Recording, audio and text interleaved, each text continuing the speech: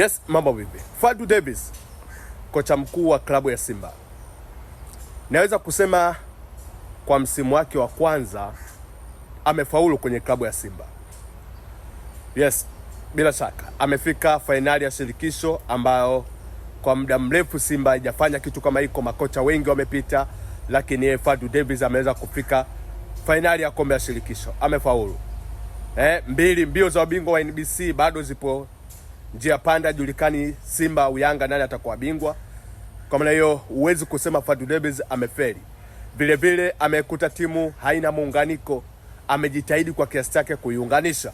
Kwa maana hiyo Fadlu Davis naweza kusema amefaulu kwenye msimu wa kwanza kabisa kuifundisha Simba. Labda msimu ujao. Na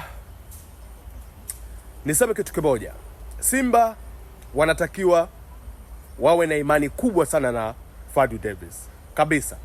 Ana kitu ambacho atakuja kuisaidia klabu ya Simba.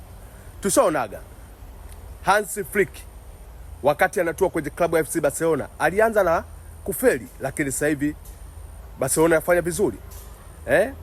Kocha Henrik wa PSG alianza na kufeli PSG akuchukua UEFA Champions League, lakini msimu unaofuata kachukua Champions League. Kwa maana hiyo hata Fadlu Davis anatakiwa apewe muda, atafanya makubwa sana kwenye klabu ya Simba. Uwezo huo anao, aongezewe tu baadhi ya wachezaji wenye quality kubwa.